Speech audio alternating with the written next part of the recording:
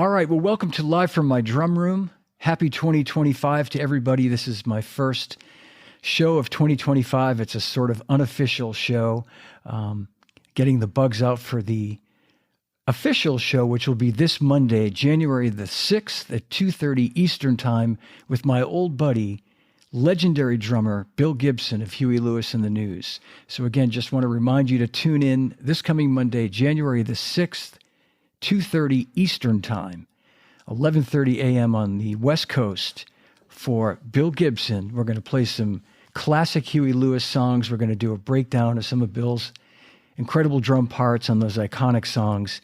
And Bill is just an old and dear friend, and we've been scheming on this for a while now, so I'm happy it's going to happen right now in the first part of the year. So tune in this Monday, the 6th, 2:30 Eastern Time for Bill Gibson. But for now, we're talking drums, and here we are live on YouTube, my favorite place to be. I don't know about you guys, but it's my favorite place to be here on YouTube.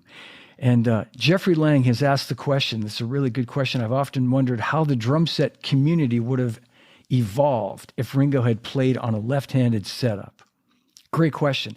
You know, I'm going to just make a point about Ringo. And this is just a personal observation about him. And he's never told me this personally, but you know, we know that he's sort of left-handed, but he's not 100% left-handed. And so he's one of those guys. I'm the same way. I'm not 100% left-handed. I play left-handed drums. When I started playing, I knew that my left hand was my dominant hand, and I learned to play that way, leading with my left, self-taught, and but playing on a right-handed set, and later realized that I should switch. Well, someone told me I should switch them around and play them left-handed. Kind of wish I didn't. But my point to this is that Ringo, you know, I don't know that I suppose he could have learned to play on a left-handed set. My point is that I think in Ringo's case, he just has a very dominant left side. And I think that's so much of Ringo's mojo, is the fact that he can play these parts where most right-handed drummers could never pull off what Ringo pulls off because of how strong his left hand is. And I know for me, being the opposite, I can't play. It's really hard for me to play some of the stuff he plays with my weak right hand. So I don't know how much different it would be if Ringo had played a left-handed setup, because I don't know that I suppose he could have developed his left foot and become a full lefty drummer. I think he's kind of half righty, half lefty, and has a dominant left side. I think I'm probably not making a lot of sense, and I'm not really answering your question, Jeffrey Lang. So it's a good question. It's a really good question. You might have just won yourself a T-shirt right off the bat. How about that?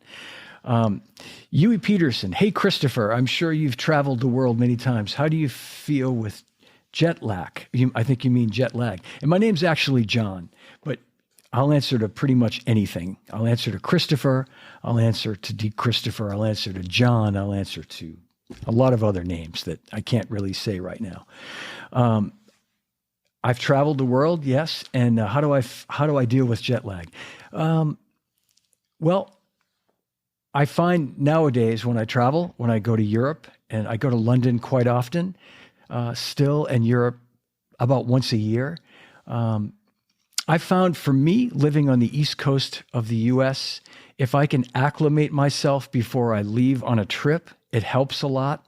In other words, if my wife and I are traveling to Europe, we actually try to get on London or Europe time or close to it before we leave, over like a week or so, gradually sort of going to bed earlier, getting up earlier. London is 5 hours ahead, and most of Western Europe is 6 hours ahead, like France and Germany and Italy and places like that where we visit. So it's a lot easier to deal with jet lag when you're close to being on that time zone. So if we get to London and our bodies are already almost acclimated, it's a lot less jet lag, I found. When I used to travel for work all the time, it wasn't quite that simple. And I used to the way I used to deal with it traveling to the West Coast, which I did quite often, almost every month, 3 hours behind, is I would try to stay up as late as I could and then naturally wake up as best I could to that time zone. But that's not always possible if you have an early morning meeting or something like that. So it's not an easy thing to do, but I found that letting your body acclimate as best you can, or just letting your body do what it wants to do naturally, is a good way to deal with it. Forcing it to do something else can be tricky, can cause problems. Fortunately, I don't have to travel like that anymore for work, and I don't really have to deal with it so much like that anymore, which I'm thankful for. I hope that makes sense. All right, Steve O'Brien. I'm presently deep down the Steve Gadd rabbit hole. Curious if you had him on and interviewed him. Yes, I've had Steve Gadd on many times. Steve O'Brien, you might want to look at some of my older episodes. Steve was one of my first guests when I started doing Live from My Drum Room. Steve was, I think, technically my first guest. So I'll put the link in there. In fact, I could probably find it and put it in there now, but just do a search and you'll find it. He is one of my returning champions. I've probably had him on a half a dozen times or more. We've talked about, I see you mentioned Gaddaments. We talked about Gaddaments when the book first came out. And then last year I had Steve on with Rob Wallace and Joe Bergamini of Hudson Music, who published A Life in Time, Steve's book. And I also had Rob and Joe on when we did Gaddaments too, when we had the Gaddaments episode. So yes, so he's been on a number of times. He's a dear friend, and I'll have him on as often as I can get him to come on. You know, he's a busy, busy guy traveling the world, and he's always been so great about making time to do it. And I so appreciate that. I love him. I love him like a brother. All right. Jeff Lang, you're back. The way he plays, you'd never know that Ringo was born lefty. His right hand is serious. Absolutely is. You're absolutely right. He's developed his right hand better than a lot of right-handed drummers have, if you know what I'm saying. And as I say, he has a very dominant left hand. So yeah, he's a bit of a, I won't say a freak of nature, but I think that's what makes Ringo so special, is the fact that he has that ability to play so strong with his left hand, but also, you know, play right-handed drums, if that makes sense.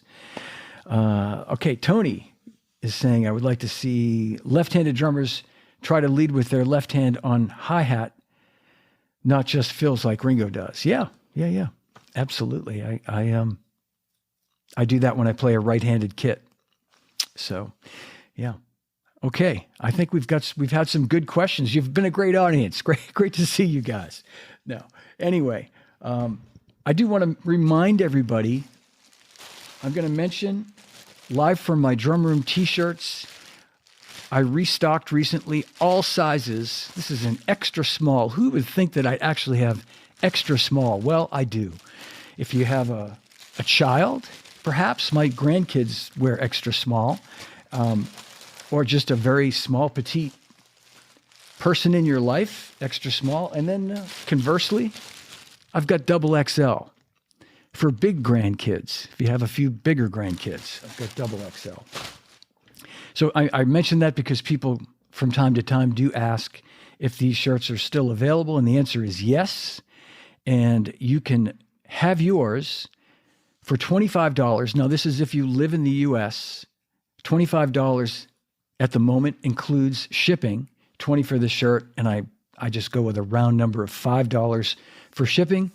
And 100% of the proceeds for these shirts help to pay for a scholarship that I created with the Percussive Arts Society. And every year, starting this past year, 2024, it's enabled a student to attend PASIC, the Percussive Arts Society International Convention. And unfortunately, I didn't get to meet the winner of last year's scholarship. I definitely will this year. But the proceeds from selling these shirts all go to that scholarship. Every single penny helps send someone to PASIC every year. So if you've bought a shirt, I want to say thank you again. And if you're thinking about buying one, it's a great cause. I promise you, I won't see one penny of it. And coming soon, And I've got, sorry, here I am rambling on here. As you can see, I have the Venmo information. I'm going to leave that up here for a minute. You can pay using Venmo at John D. Christopher -2. Really important. Please include your size. I don't know your size. And please include your address because I don't know your address. That's very important. I've had a few people send me their payment and it's great. And I thank you so much. And then I've had to chase them for their size and their address. That's the kind of guy I am. I could just take the money and that $25 and just spend it in Las Vegas, but no, sir. I want to send you a t-shirt. So please be sure to include your size and your address. Thank you. And I also want to mention that coming soon, because you asked, yes, indeed, hoodies. I'm excited about this. The same company that I use for my t-shirts. And I'm excited to tell you that, yes, hoodies will be coming in 2025. And that's the hoodie. That's the left side is the front with the zipper.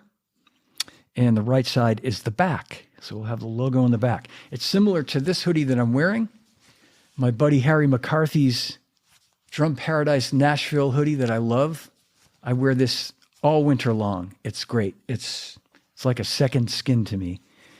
Really soft. It's the same material, super soft, comfortable, really great. And it's going to be black, just like that, with the white zipper, white strings. And yeah. Also want to give a shout out to Pro Drum. They celebrated last year their 65th anniversary, Pro Drum in Hollywood, California. And they came up with these really cool shirts.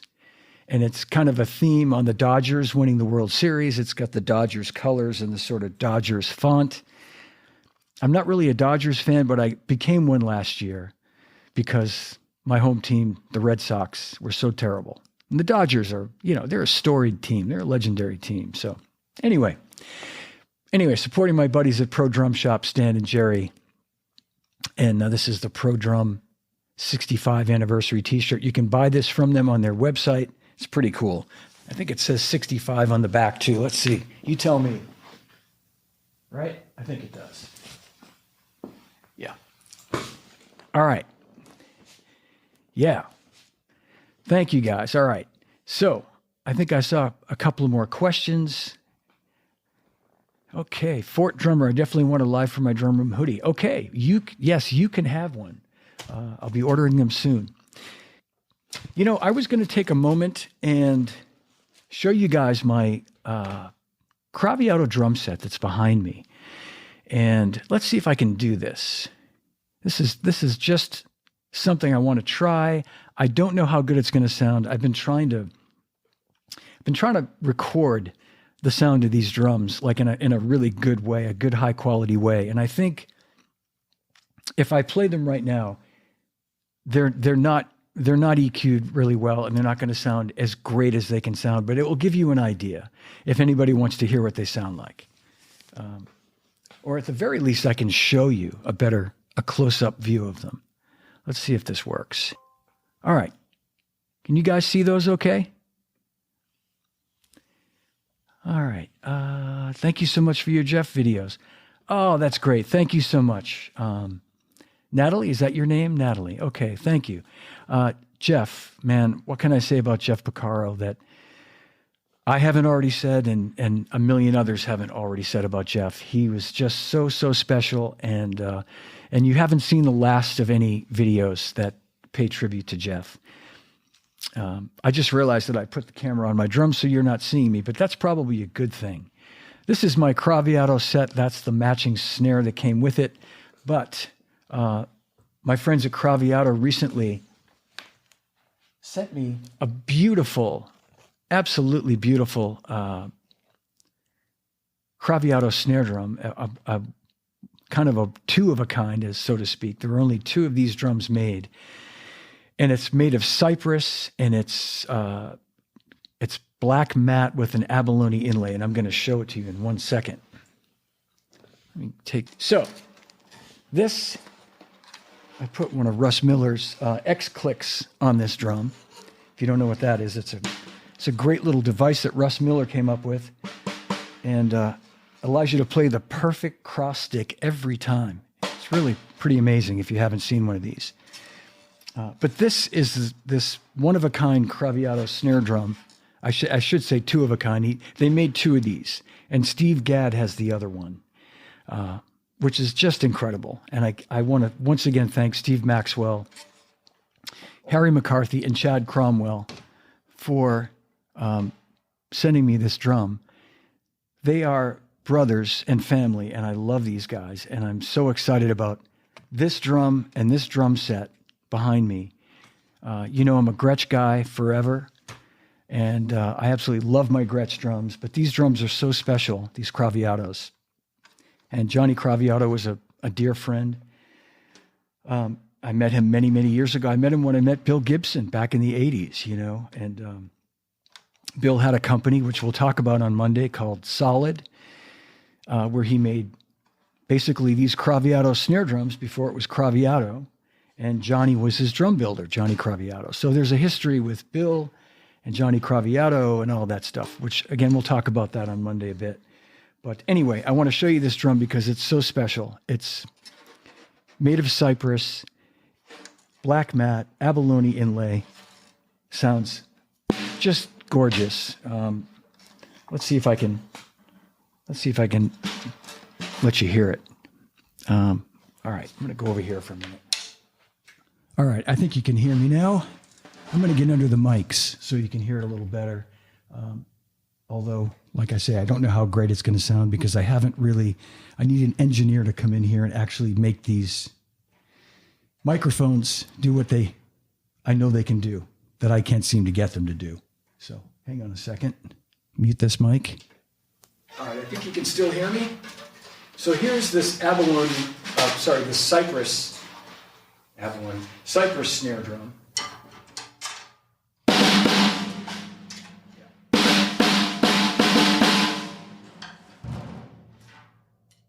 This is the maple snare that I got with the kit.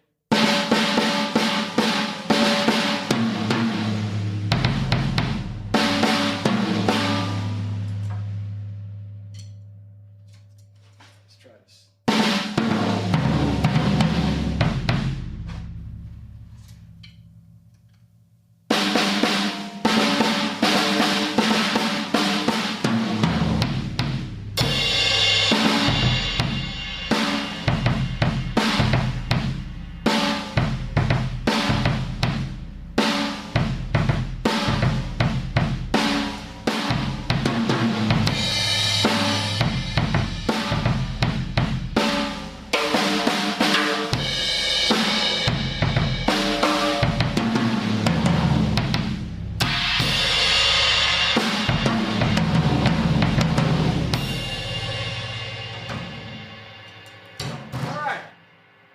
That's my Craviotto snare and drum set. All right. Dave Westner, yeah, the bass drum sounds great. And I want to just take a minute and tell you about what's going on with those drums. So those are maple Craviotto drums, solid shell, obviously. The sizes are a 14 by 22 inch bass drum, standard traditional old school sizes. 14 by 22 inch bass drum, not like a super deep, crazy bass drum. 16 by 16 floor tom, 9 by 13 tom-tom, mounted tom-tom, and a 5 by 14 maple snare. And as I said, this is a 5 by 14 cypress wood snare, and it's part of their reserve line. I should have mentioned that, from their reserve series. And as far as microphones, I have SM57s on the toms, sure, of course, SM57s on the tom-toms. In the bass drum, I have a Beta 91 inside, and it's mounted, of course, to the Kelly shoe system inside the bass drum. When I'm wearing my Vic Firth isolated headphones that are sitting over there, the bass drum sounds ridiculous in my ears. I couldn't hear the drums in my little ear pods. I don't have them in here, so I don't really know what they sounded like. But the overhead mics are Shure condenser mics, great overheads, and yeah, I'm gonna work at getting a better sounding EQ drum sound. The drums on their own sound phenomenal, And this room's pretty challenging. It's not the greatest room, I have to tell you. It's really, it's a basement. There's a carpet on the floor, but it's not a room that's been set up in terms of sound. It's not ideal, and I have to think about that. And you sounded like my SM7B was picking up the kit. It probably was. I'm obviously a few feet away, but I think it probably did. I should have muted that, but I didn't. Next time. So that's the situation with those drums. And I could take you for a little short updated tour of my drum room if you'd like to see that, if anybody has a few more minutes. As I said, today I really just wanted to test the stream for Monday with Bill Gibson. I'm going to do it here on YouTube. And hey, Brian Keeling, nice to see you, Brian. So can you play that X click? Sure, I'd be glad to play the X click. That's a great idea. I should have done that. Okay, hang with me one second. Okay, hopefully you can hear me. I think you can. I'm going to play this. I'm going to play this X click. I have one of these on this other drum as well, on the other Craviato snare. And this is this device that it's kind of a foolproof. Let me mute my vocal mic. I'll just say it's kind of a foolproof cross stick sound, rim click, whatever people want to call it. I call it cross stick.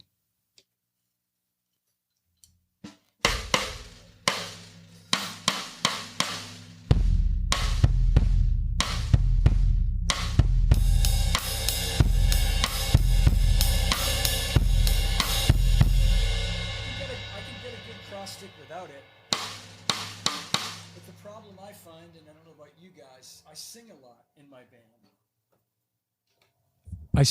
my band. Not well, but I do sing a lot. And if I'm singing and concentrating and doing other things, it's sometimes hard for me to come back and find that sweet spot every time on the rim for a cross stick. And it's just a lot easier to land on it with this.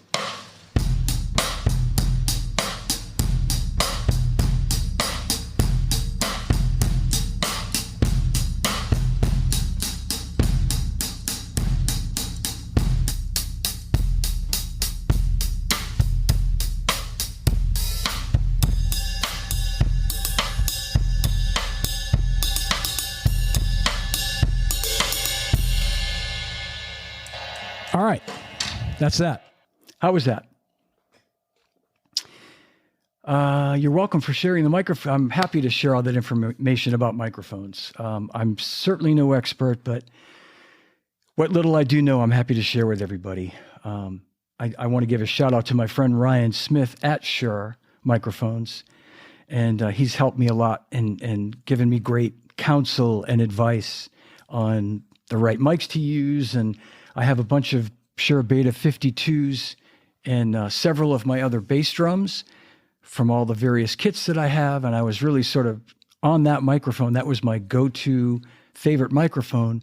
And when I got the Craviato drums, Ryan, I think, suggested, or maybe someone had suggested trying a 91, which was always sort of in the ether for me to, knowing that it was a good microphone. It might have actually been Jeff Kelly from Kelly Shoe, who's another great friend and has given me some great advice on miking. And in any case, I tried one and I sort of flipped out, and now I think I'm going to slowly transition into putting more of those in my bass drums. As great as the 52 is, though, it's still a great microphone. Fantastic. I have it in the Camco behind me, and actually I have a 91 in my Gretsch, the Gretsch Chrome kit over there in the corner. I just recently used that on a gig, and I did put a 91 in that one. So, yeah. All right. Yeah, it's a great cross stick sound, isn't it? It really is. It really sounds good. Solid, consistent. I like it. All right.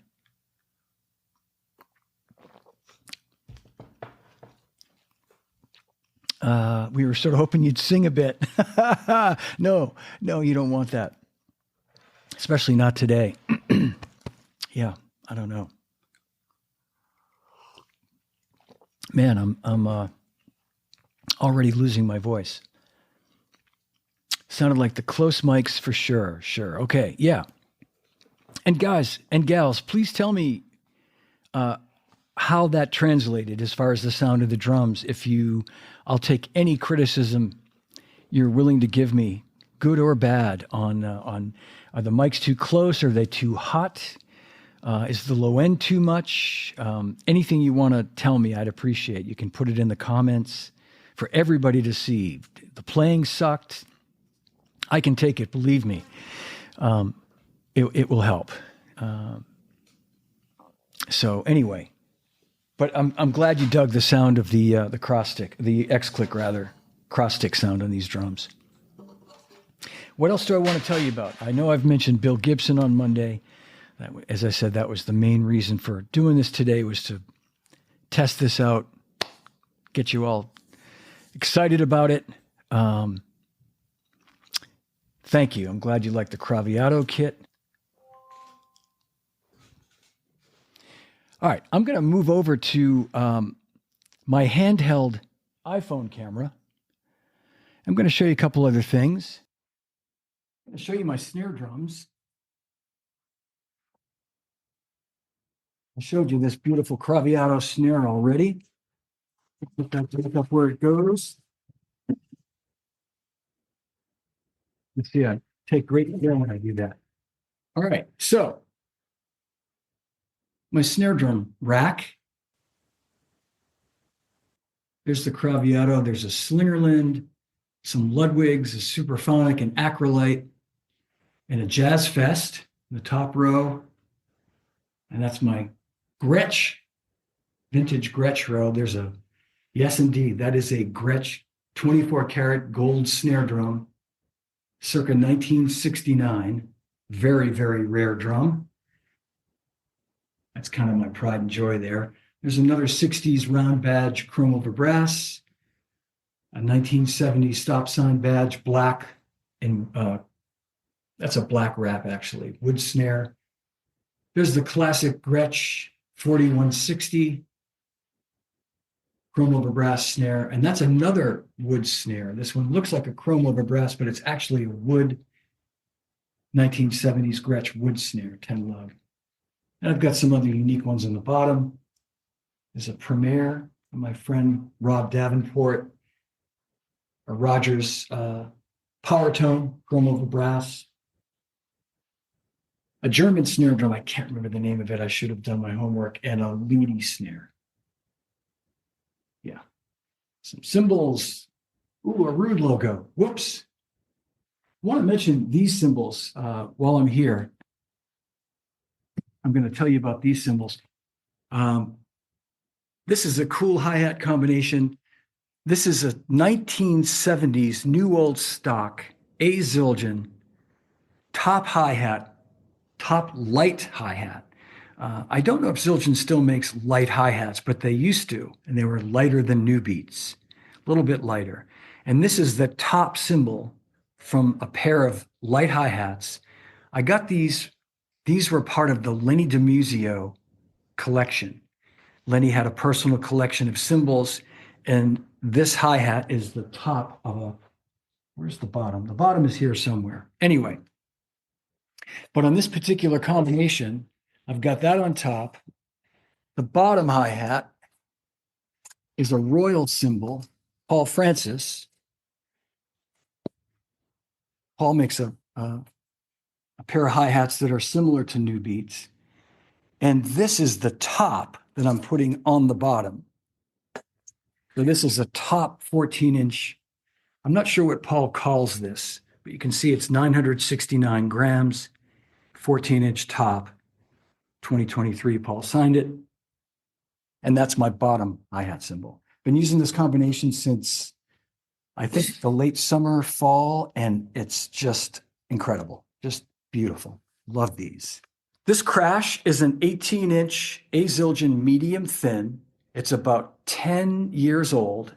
I bought this at my friend Nate Morrison had a drum shop up in Beverly, Mass called Drum Shop North Shore. and I was looking for an 18-inch medium thin crash to go with a 16 that I had at the time, and I wanted something with a little bit of beef to it, something that was pretty, had a good solid crash. And it turned out to be, I used it for a while, but it turned out to be just a little heavier than I wanted it. I'd try it from time to time, and if we were playing a big place, I'd sometimes use it. Like outdoor gigs, I tended to use it because it's just obviously a heavier cymbal and it would cut more. It wasn't a heavy crash, but it was just heavier than what I was used to. I like thin crashes. Anyway, to make a long story short, I brought this cymbal to Paul Francis and I had him lathe it on top. So basically the top logo is gone now and all the printing, but it's a fairly new cymbal, less than 10 years, 18-inch, and it's now between a thin and a medium thin. It's not quite thin, but it's not medium thin anymore. It's right in the middle. This is a 20-inch Royal cymbal that Paul Francis made for me to replicate a sort of vintage A Zildjian medium ride.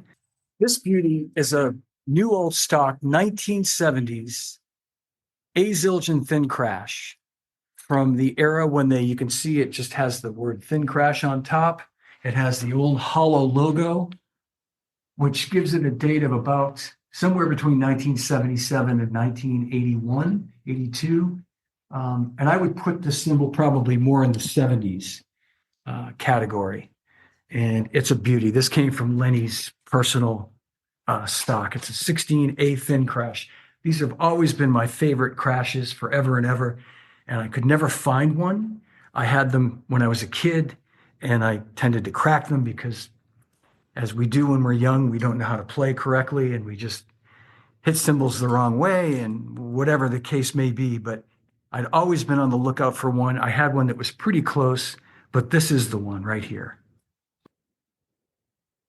And last, this is a 20-inch A Zildjian Swish, again from Lenny's collection from the 60s or 70s. There's no logo underneath.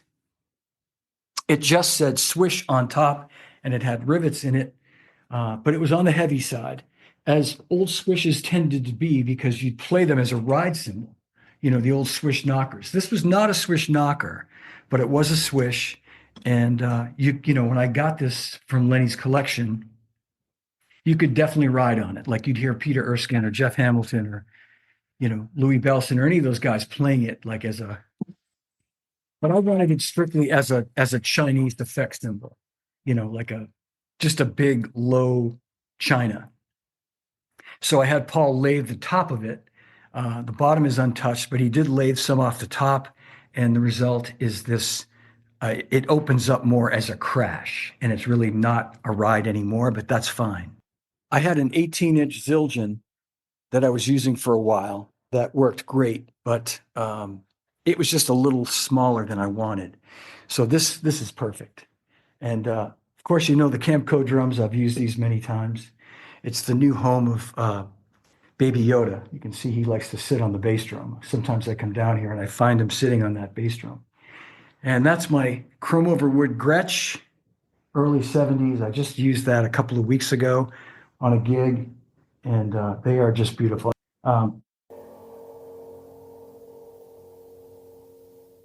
Okay.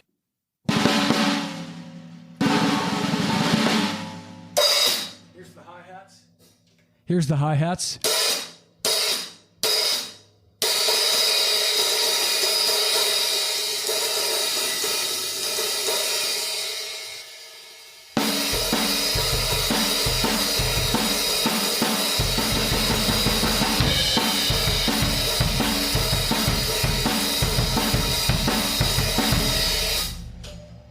All right, let's see who recognizes that song. Here's the 18-inch crash. We'll call it a thinnish crash. Here we go.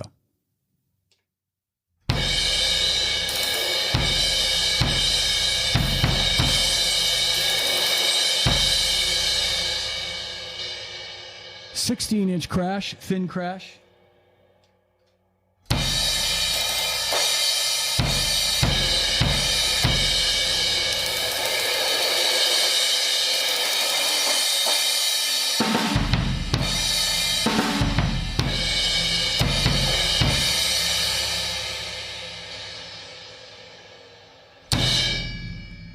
Here's the 20-inch ride.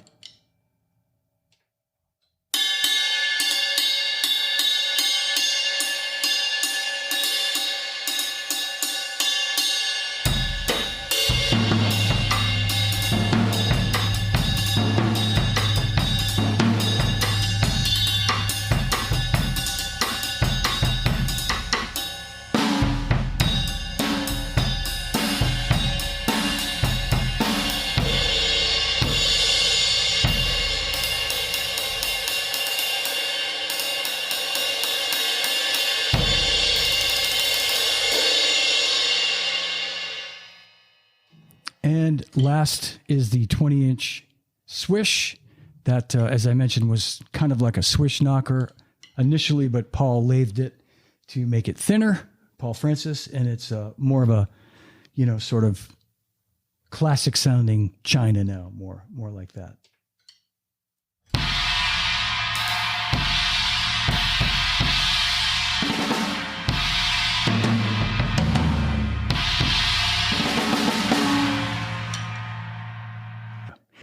Fixed it. Thanks, you guys. Thank you. If I put this up, I will edit out all that nonsense. So I appreciate you giving me the feedback. And any questions you guys want to ask or talk about before we sign off here? I didn't really intend to go too long today. So how'd the drums sound? And the cymbals, you could hear them okay? Could you really sort of hear the nuance of the crashes and that sort of thing? Or was it just a big, loud frequency? Just curious on how that translated. Excellent. Okay. They sounded good. Great. They sound really good here, and I wondered like how they sound where you guys are. So yeah, they really do blend well, Tony. You're right. They really do. When does a swish become a pang or whatever?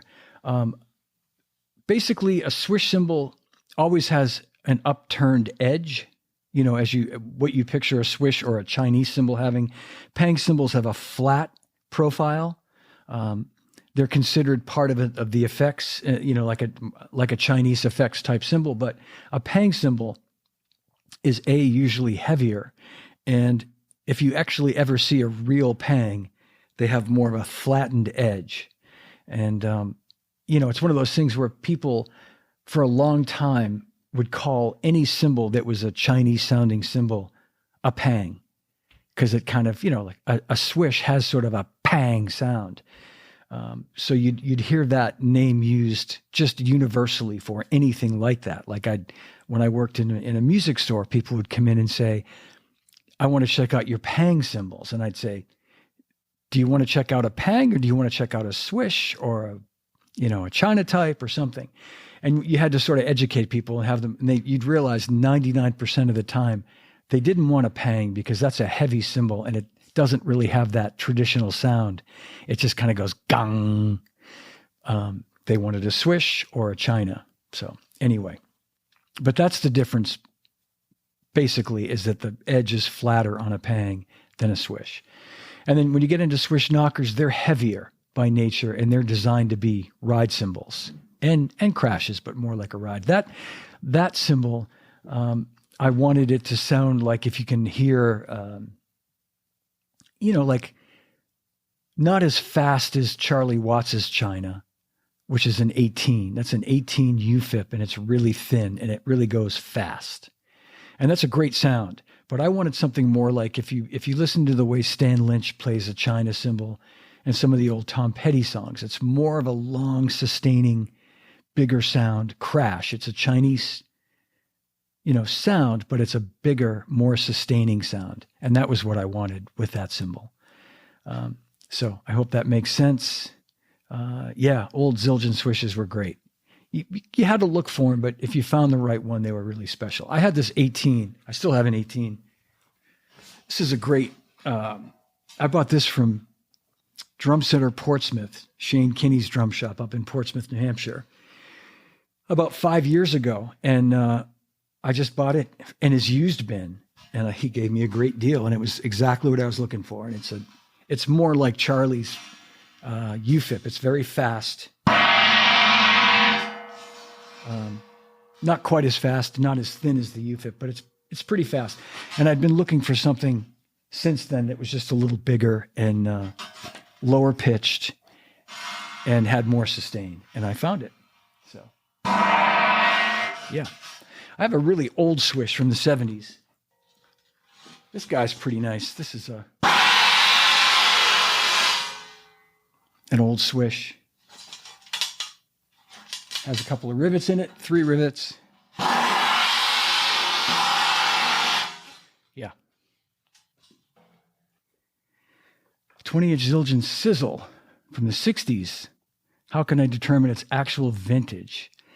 You know, Jeffrey, I'm not great with the stamps, but there are people that are, that can tell by looking at the stamp what year it was. But you'd think a guy that worked for the company for 24 years would know, but I don't. So I apologize that I can't tell you, but if you can take a picture of that symbol and take a picture of the stamp, and if you're on Facebook, there's a bunch of groups of people that are very knowledgeable. And if you post that picture on one of those Zildjian vintage, symbol groups and ask if anybody can tell you the approximate age, I'll bet you they can. If you want to email me a photo of it, I can probably find out for you as well.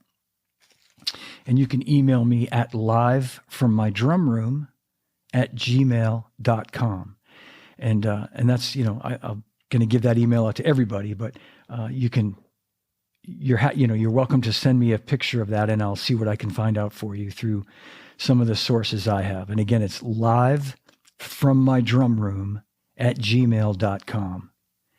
And yeah. Okay. What else? Did I miss any questions before we sign off here? I thank you guys for your patience as I've wasted a lot of time trying to get those sounds to work, but that's okay. Okay, so a quick recap. T-shirts available now, all sizes, extra small to double XL. I gave you my Venmo information. 100% of the proceeds go toward a great scholarship with the Percussive Arts Society. And hoodies coming this year. I'm going to place the order soon, and going to do my best to figure out the right mix, because invariably, you order too many of one thing and not enough of another, and it can be a costly mistake that I don't want to make. All right, what else? Any other questions before we sign off? I want to thank you guys for tuning in. Wish everybody a happy new year. Thank you for watching my show. Thank you for supporting me. I love getting the comments that I get on the YouTube channel and through Facebook and through email. I appreciate all the positive comments everybody passes along, and even the not so positive ones, they're okay too. And a reminder that this Monday, which is the 6th of January, 2:30, kind of an odd time, I know, but 2:30 Eastern Time, 11:30 a.m. Pacific Time, Bill Gibson, Huey Lewis in the News, will be my guest. Very excited about that. My old pal, Bill. Speaking of Bill, yeah, great drummer, great guy. One of my favorites. He really is. I've been a fan of his for many, many years, and I'm excited that he's going to jump on here with me for a little while and talk drums and talk Huey Lewis and all that fun stuff. So, I did see a question. Let's see. What board are you using to monitor your Krabby? Okay. Douglas McKenzie is asking what board I'm using. That board is a Zoom, the company Zoom, not the people that do the Zoom, not the platform Zoom where I'm bringing you this show today, but there's a company called Zoom North America. They make cameras and mixers. I actually use one of their podcast boards, and they sent me this nice 12-channel mixer some years ago that I use for my drums. And it's called the L112. I think it's called Zoom L112. No, it's called the L12. I knew it had a 12 in it, and I knew it had an L. So it's the Zoom L12. It's a digital mixer.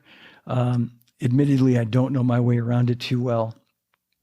And I'm just running a basic mix I've got the drum somewhat EQ'd through it, but by the time I think I'm sending it into this Zoom broadcast, it's probably losing a little bit of something in there, because through my headphones, they sound really good. But I do need to figure it out. And it might mean getting a better board, maybe not a digital board.